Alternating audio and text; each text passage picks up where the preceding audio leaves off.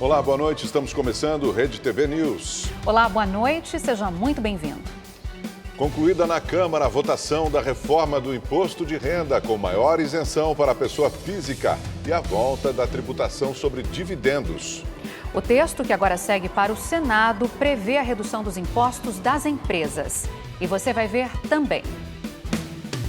O Pix ganha 2 novas funções a partir do final de novembro. O consumidor vai poder fazer saques e receber troco em dinheiro. 3 homens são baleados e mortos na rua, em São Paulo. Polícia Civil investiga o caso. Essas e outras notícias você vê aqui no Rede TV News.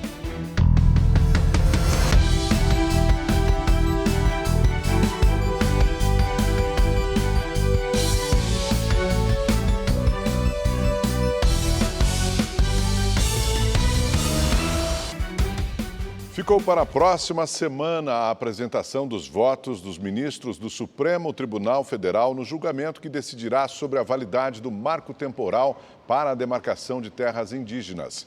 Participaram da sessão de hoje entidades interessadas no assunto e o Procurador-Geral da República, Augusto Aras. Ele se manifestou contra a tese do marco temporal, que estabelece que os indígenas só têm direito a reivindicar as terras as quais ocupavam antes da Constituição de 1988. O julgamento será retomado na próxima quarta-feira com o voto do relator do caso, ministro Edson Fachin. Em reunião com governadores nesta quinta-feira, o presidente do Senado, Rodrigo Pacheco, defendeu a democracia e a harmonia entre os poderes.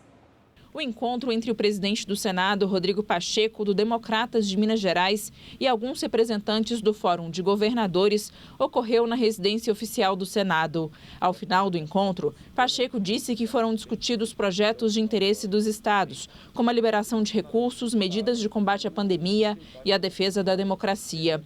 Em meio à crise institucional entre o governo Jair Bolsonaro e o judiciário, o presidente do Senado defendeu a harmonia entre os poderes e afirmou que a democracia é inegociável. É muito importante que todos nós estejamos unidos, respeitando as divergências, na busca de consenso, na busca de convergências, mas com um aspecto que é para todos nós inegociável. Não se negocia democracia. Democracia é uma realidade, o Estado de Direito é uma realidade, a sociedade já assimilou esses conceitos e esses valores nacionais, de modo que estaremos sempre e todos unidos nesse propósito de preservação da democracia no nosso país. Existe uma unanimidade no sentido de que temos que caminhar juntos pela democracia. Então, isso foi uma pauta da última reunião e que foi reafirmada hoje aqui na presença do nosso presidente do Senado, Rodrigo Pacheco, no sentido de que a gente possa distensionar esse país, porque nós temos um reflexo muito ruim, tanto na economia, no encarecimento dos preços dos produtos, e isso tudo a gente busca agora dissipar esse ambiente, trazendo para a serenidade da política esse Estado democrático de direito. E na abertura da sessão de hoje do Supremo Tribunal Federal, o presidente da Corte, ministro Luiz Fux, fez um discurso em defesa da democracia. O presidente do STF afirmou que a liberdade de expressão não abrange violência e ameaças. Fux disse ainda que aguarda que os cidadãos que irão participar das manifestações de 7 de setembro tenham senso de responsabilidade cívica e respeito institucional e sejam cientes das consequências jurídicas de seus atos, independentemente da posição político-ideológica que ostentam. O Ministério da Defesa realiza até o próximo sábado, no Rio de Janeiro, a Operação Poseidon. É a primeira vez na história que helicópteros da Marinha, do Exército e da Força Aérea realizam exercícios no navio Aeródromo Multipropósito Atlântico.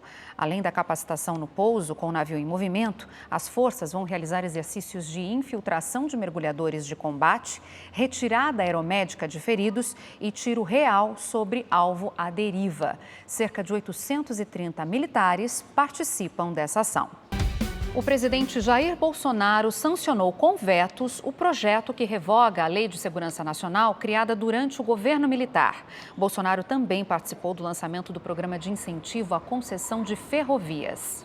Criado por medida provisória, o programa ProTrilhos gera um novo modelo de exploração em linhas curtas, expandindo a malha ferroviária. O objetivo é melhorar a infraestrutura do transporte de cargas e também incentivar os investimentos privados para impulsionar o setor. A nossa vida, como a vida de um governo, se faz de momentos. Este é mais um momento excepcional de todos nós. Esse tipo de modelo vem sendo usado nos Estados Unidos e atende a uma antiga reivindicação do setor. A medida provisória também permite a construção de novas ferrovias, semelhante ao que já é feito nos setores de portos e aeroportos. A gente está fazendo uma revolução ferroviária, a maior revolução ferroviária dos últimos 100 anos. Ainda durante o evento, o presidente falou sobre os atos que estão sendo organizados para o próximo dia 7 de setembro. O Brasil está em paz, no meu entender. Está faltando uma outra autoridade ter a humildade de reconhecer que extrapolou e trazer a paz no Brasil. Ninguém precisa temer o 7 de setembro. Também nesta quinta-feira, o presidente Jair Bolsonaro sancionou com vetos o projeto que revoga a Lei de Segurança Nacional, criada em 1983 durante o governo militar. Bolsonaro vetou os trechos de comunicação enganosa, as chamadas fake news, e o que também seria crime de atentado ao direito de manifestação, ou seja, impedir o direito de se manifestar. O presidente alegou o interesse público para o veto. Com as alterações, cabe ao Congresso Nacional analisar em até 30 dias os vetos. Caso não seja aprovado neste prazo, o projeto passa a trancar a pauta de votações do Parlamento. A CPI da Covid ouviu hoje o ex-secretário de Saúde do Distrito Federal, Francisco Araújo. A comissão pretendia ouvir o advogado Marconi Ribeiro da Silva, suposto lobista da Precisa, mas ele não apareceu. Marconi agora é apontado como desaparecido pelo colegiado. Por causa disso, a CPI pediu ao Supremo Tribunal Federal a condução coercitiva dele. A Polícia do Senado também foi acionada. Ainda ontem, ele havia apresentado um atestado médico de que não poderia comparecer ao Senado por 20 dias, mas o documento pode perder a validade. Nesse momento, a Polícia do Senado está no encalço dele, porque ele virá para cá baseado no que ontem o médico do Sírio-Libanês aqui de Brasília,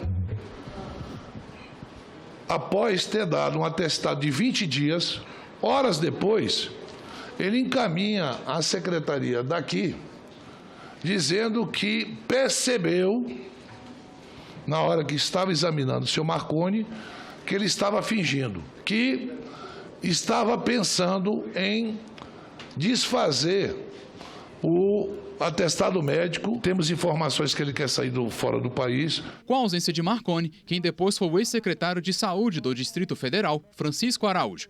Ele foi preso em agosto durante a Operação Falso Negativo. Na época, as investigações revelaram superfaturamento em compras de testes de Covid-19 e o suposto envolvimento da empresa Precisa Medicamentos. Durante o depoimento, o ex-secretário negou relação com a empresa investigada. Não tenho nenhum tipo de relacionamento com a empresa Precisa Medicamentos. Como o senhor conheceu os donos da Precisa? Não conheço os donos da Precisa.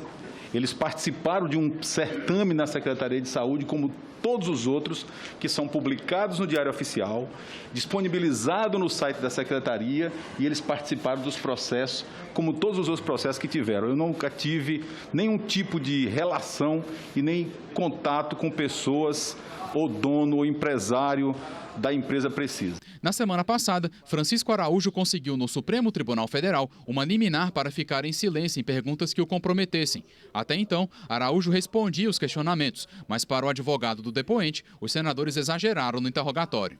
Presidente, eu vou fazer um requerimento a Vossa Excelência, veja. Pois não. É que o habeas corpus é muito claro e o Francisco quer colaborar. Se a comissão, com todas as vênias, começar a tratá-lo com ironia e com deboche, ele vai permanecer em silêncio porque não é possível que o depoimento seja conduzido dessa maneira. O senador Marcos Rogério, do Democratas de Rondônia, disse que a CPI não quer investigar. O objetivo é enfraquecer o governo federal para a eleição à presidência do ano que vem. Como é que alguém vai dizer que essa CPI é séria quando ela aponta para o governo federal e vai dizer tem corrupção, tem corrupção, tem corrupção, sem um centavo de real desviado? E veja, Quando chegou o secretário aqui, as primeiras perguntas feitas pelo relator não tinha nada a ver com o GDF. Era tudo voltada para o governo federal. E eu acompanhando tudo. Por quê? Porque o alvo é o jogo pré-eleitoral contra o presidente da República. Tentaram forjar no âmbito desta CPI aqui material para ser usado na campanha eleitoral de 22. E aí falaram, o maior escândalo de corrupção do governo Bolsonaro. Vai vendo. Pergunto, teve contrato? Algum pagamento? Alguém se beneficiou? Alguém levou vantagem? Não, não levou. Um assessor parlamentar do senador Marcos Rogério, do DEM de Rondônia, foi preso durante a Operação Alcance da Polícia Federal contra o tráfico de drogas. A PF investiga uma organização criminosa que envia entorpecentes da região norte para a cidade de Fortaleza, no Ceará.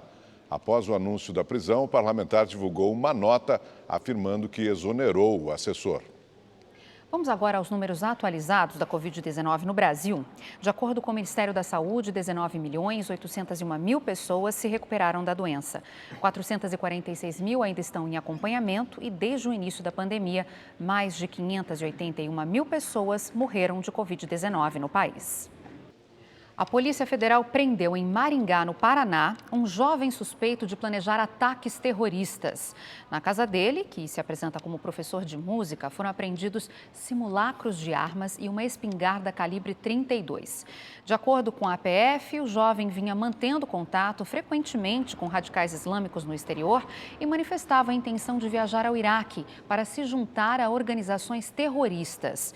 Ele possui vários registros criminais, incluindo posse de entorpecentes, ação penal por homicídio qualificado e condenações por posse irregular de arma de fogo e tentativa de roubo. A Polícia Civil de São Paulo investiga 3 mortes que ocorreram entre a noite de ontem e a madrugada de hoje, na zona norte da capital. O repórter Murilo Rincon está ao vivo no DHPP e tem mais informações. Boa noite, Murilo. O que é que a polícia já sabe sobre esse caso, hein?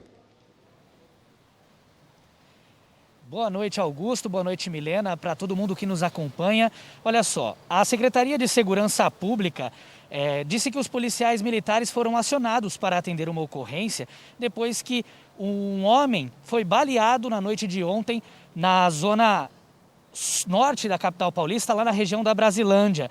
A vítima foi socorrida ainda com vida e levada para o Hospital Municipal João Paulo, mas não resistiu aos ferimentos. Já na madrugada de hoje, outros 2 homens foram baleados a cerca de 300 metros da primeira ocorrência. O resgate chegou a ser acionado, mas as vítimas morreram no local. Os 3 tinham passagens pela polícia e não tiveram os nomes divulgados.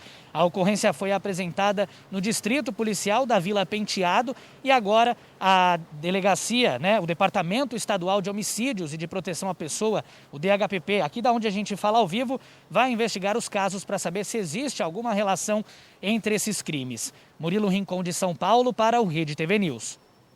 Uma onda de violência que paira sobre São Paulo, tanto capital quanto o estado. Enquanto isso, o número de policiais mortos no Rio de Janeiro aumentou em 1 ano. De acordo com o Anuário Brasileiro de Segurança Pública, proporcionalmente, Rio de Janeiro é o estado do país em que mais agentes de segurança morrem. Abalados, amigos e familiares estiveram no cemitério para se despedir do policial militar Edilson da Silva Lordelo. O agente de segurança foi morto na última segunda-feira após reagir a uma tentativa de assalto. Em menos de 48 horas, mais um PM foi vítima da violência no Rio de Janeiro. O cabo Daniel Alexandrino de Oliveira, de 32 anos, estava de férias quando um carro passou atirando. O crime aconteceu em Mesquita, na Baixada Fluminense. A divisão de homicídios está investigando o caso. Um outro rapaz que estava com o policial também foi baleado e segue internado. De acordo com o Instituto Fogo Cruzado, do início do ano até hoje, 100 policiais militares foram baleados na região metropolitana do Rio. Deste total, 39 morreram. No mesmo período de 2020, foram 72 feridos e 30 mortos. Segundo o Anuário Brasileiro de Segurança Pública, em todo o Brasil, 172 policiais morreram em 2019. Em 2020, o número subiu para 194. Segundo o levantamento, proporcionalmente, o Rio de Janeiro é o estado com o maior número de mortes. Foram 41 em 2019 e 44 em 2020. Por outro lado, também houve um aumento no número de mortes por intervenção de agentes do estado. Nos 7 primeiros meses desse ano, foram 903 registros, um aumento de 9% em relação ao mesmo período de 2020. Qual é o plano de segurança do Rio de Janeiro? Onde que a gente pode acompanhar se as metas estão sendo cumpridas? Há metas, a gente não sabe ou não tem acesso a essas informações. E isso dificulta que jornalistas, pesquisadores e gestores públicos cobrem medidas eficazes. E endurecer as leis, né? Empresários do setor de bares e restaurantes de Belo Horizonte comemoram o avanço da vacinação e a ampliação do horário de funcionamento. Com a retomada das vendas, também deve ser recuperada parte dos empregos que foram perdidos durante a pandemia. A pizzaria do Lucas fica numa das regiões mais frequentadas pelo público jovem de Belo Horizonte. O estabelecimento foi inaugurado há 2 anos e, apesar da crise, sobreviveu ao pior período da pandemia. O delivery ajudou um pouco a gente quando estava fechado, mas não segurou a onda total, não. A gente foi prejuízo mesmo esse tempo todo. E agora, eu acho que é esquecer esse prejuízo e partir daqui para frente. O avanço da vacinação e a flexibilização dos últimos meses tem ajudado bastante. Em maio, o horário limite de funcionamento dos bares e restaurantes era 7 da noite. Agora foi ampliado para 1 da manhã. A mudança inclui os estabelecimentos de shoppings e galerias. Já os serviços de entrega em domicílio continuam sem restrição de horário. Isso significa maior oportunidade de geração de receita para os bares e restaurantes. E isso automaticamente gera mais empregos e ajuda o setor a pagar as dívidas que foram contraídas durante todos esses meses de fechamento. A previsão do setor para o segundo semestre deste ano é de um faturamento parecido com o do mesmo período de 2019, no cenário pré-pandemia. Parte dos 30 mil empregos que foram perdidos também deve ser recuperada. De acordo com a Associação Brasileira de Bares e Restaurantes de Minas Gerais, a expectativa é recontratar cerca de 10 mil trabalhadores. Mas, para isso, a entidade conta com a ampliação do horário do transporte público também.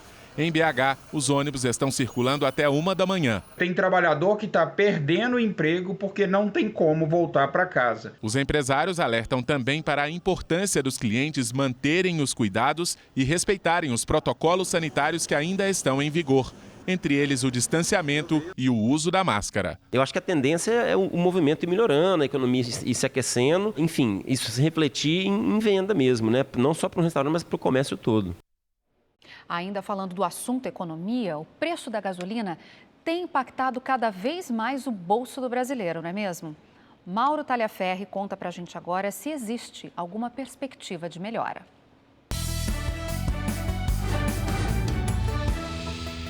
A gente precisa falar sobre o preço da gasolina. Ele já passa dos R$ 7,00 por litro em alguns postos das regiões norte, sul e sudeste do país.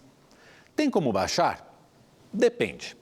O preço da gasolina é composto primeiro pela produção e importação de petróleo e derivados. Aqui o preço só diminui se o valor do petróleo cair no mercado internacional ou se o dólar ficar mais barato no Brasil.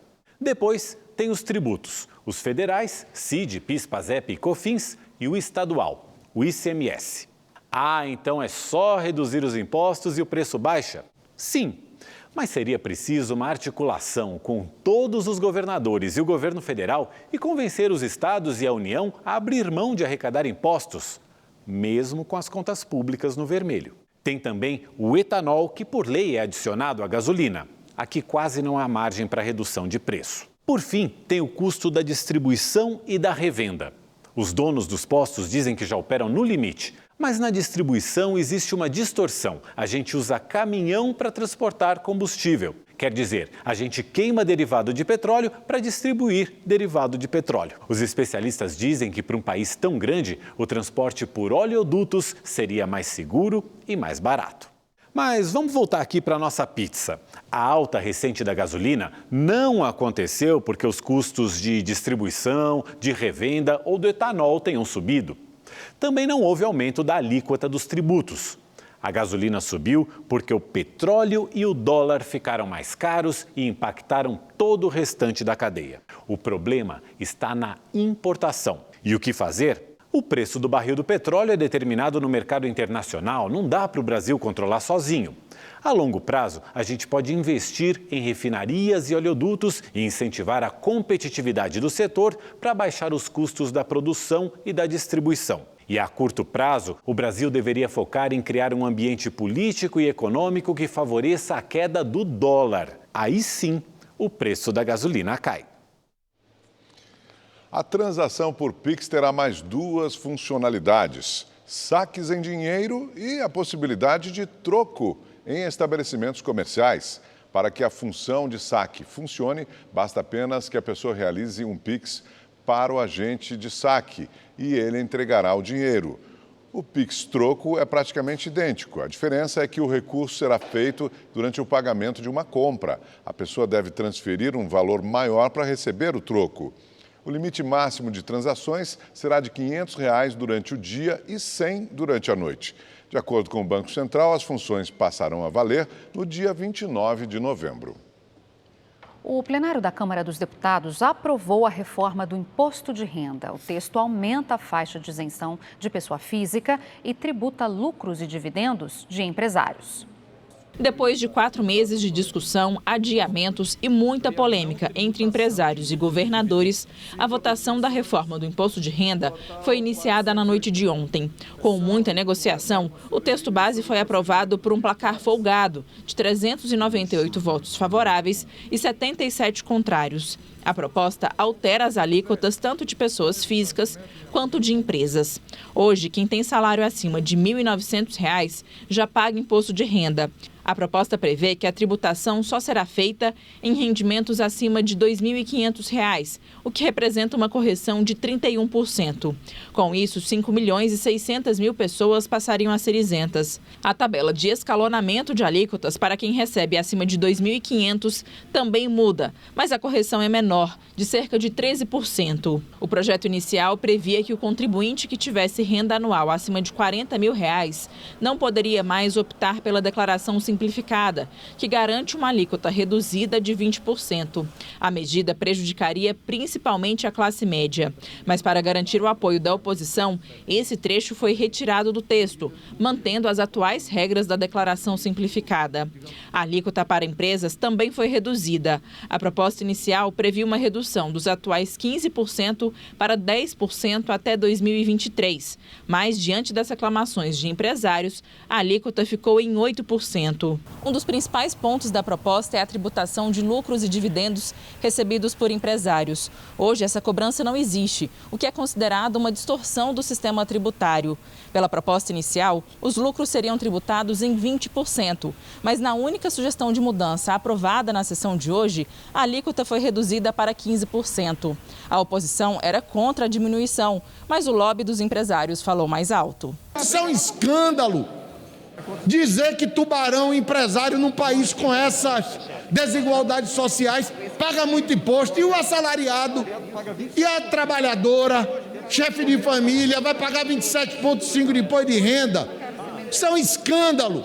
Estamos cobrando um pouco mais daqueles que mais têm, para que com isso o país tenha condição de, com a sua arrecadação, investir nas áreas prioritárias, em saúde, em educação, em segurança pública, no social. Ficaram fora da tributação de lucros e dividendos aqueles que fazem parte do Simples Nacional e os empresários que optam pelo sistema de lucro presumido, que na maioria são autônomos e que têm faturamento de até 4,8 milhões de reais por ano. Representam essas empresas mais de 95% de todas as empresas no Brasil. Segundo os dados do Sebrae, são as empresas que mais geram emprego, que mais movimentam a economia. Nós estamos reduzindo os impostos sobre as empresas. Mais de 5 milhões de empresas brasileiras vão pagar menos impostos. Nós estamos reduzindo os impostos sobre os assalariados. 32 milhões de brasileiros declarantes vão pagar menos impostos. Então nós estamos removendo essa fábrica de desigualdades que foi o governo. Segundo o relator da proposta, a reforma do imposto de renda não vai resultar no aumento de carga tributária e nem na queda da arrecadação. No entanto, a equipe econômica ainda calcula o impacto das inúmeras mudanças feitas no texto, que agora passará pelo Senado. O ministro da Economia, Paulo Guedes, criticou o arquivamento da medida provisória que criava programas de incentivo à contratação de jovens e alterava outras regras trabalhistas. Oposicionistas afirmam que as mudanças, chamadas de mini-reforma trabalhista, fragilizam a CLT. Não é um programa de emprego, ninguém está fragilizando como é que se chama, a consolidação de leis, a CLT, leis trabalhistas. Nós estamos ao contrário, nós estamos possibilitando que jovens, em vez de ficarem desempregados, eles possam frequentar as empresas na qualidade de qualificação profissional, para receberem qualificação profissional para no futuro chegarem ao mercado formal.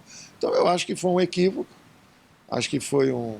equívoco, mas isso acontece. Então estamos vendo o Supremo, estamos vendo todo mundo envolvido em reformas, em auxílio, e aí o Senado deu um passo para trás, porque é um programa de criação de empregos. Naturalmente nós vamos ver por que houve isso, quais seriam realmente os pontos contrários, e possivelmente vamos ter que atacar o problema do desemprego de uma outra forma, mas esperamos colaboração, né? Um dia depois da divulgação da queda do Produto Interno Bruto brasileiro, o IBGE divulgou o resultado da produção industrial, também negativo. Segundo o Instituto, a produção industrial brasileira registrou queda de 1,3% em julho, na comparação com o mês de junho. E esta é a segunda queda mensal seguida. O Ministério da Agricultura investiga um possível caso do mal da vaca louca. O animal, que tem mais de 10 anos, pertence a um frigorífico de Minas Gerais que não teve o nome divulgado. Pelas características, a expectativa é que se trate de uma forma atípica da doença que acomete bovinos de idade avançada. Em nota, o Ministério da Agricultura afirma que casos suspeitos são corriqueiros dentro dos procedimentos de vigilância e que medidas preventivas já foram adotadas. Esperamos que sejam casos isolados mesmo e plenamente acompanhados, né? Porque um outro mal de vaca louca não seria possível nesse momento de tentativa de recuperação da economia, né?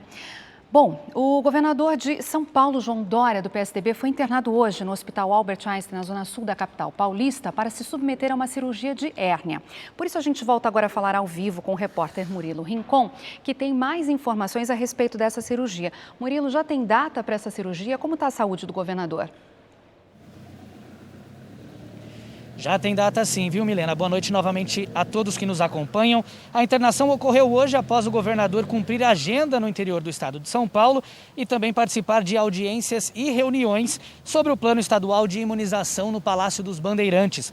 Como você afirmou aí sobre a data, a cirurgia está programada para ser realizada amanhã pela manhã, nesta sexta-feira, pelo médico Sidney Klasner, no Hospital Albert Einstein, zona sul de São Paulo. A hérnia inguinal é mais frequente em homens e geralmente ocorre quando uma parte do intestino ou de outro órgão acaba se descolando dos músculos abdominais e indo parar na região da virilha, o que acaba causando muita dor.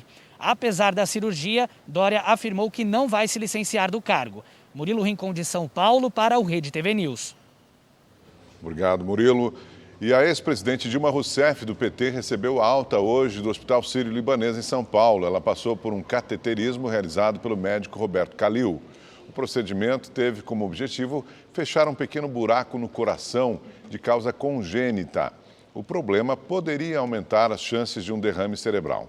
Segundo a assessoria de imprensa da ex-presidente Dilma, a ex-presidente retornou nesta quinta para Porto Alegre, onde reside. No Piauí já foram registrados mais de 2.900 focos de incêndio desde o início do ano. Desde o início do ano, já foram registrados mais de 2.900 focos de queimadas no Piauí. Fica registrado aqui mais um foco de incêndio. Tem uns poucos moradores aqui tentando controlar esse fogo. Não com muito sucesso, porque água e ajuda não tem. Com a chegada do período de clima seco, cresce a ocorrência de focos de incêndio. Muitos deles por causa da questão climática. Existe um padrão para a chamada estação seca. Então, logo o período chuvoso encerra, observamos um incremento do calor, uma queda da umidade relativa do ar e também da umidade do solo. Essa queda da umidade favorece a inflamabilidade ou a possibilidade de multiplicação dos focos de queimada ou de incêndio. Mas esses incêndios também são resultantes da velha prática dos agricultores de usar o fogo para abrir áreas para a agricultura de subsistência. Na zona rural, nós já temos a prática como uma técnica agrícola.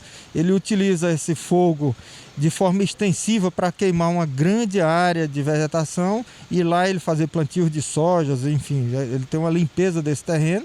Em Teresina, o Corpo de Bombeiros atende uma média de 10 ocorrências diárias. No caso da capital, os maiores registros são em áreas consideradas terrenos baldios e que não recebem os devidos cuidados dos proprietários.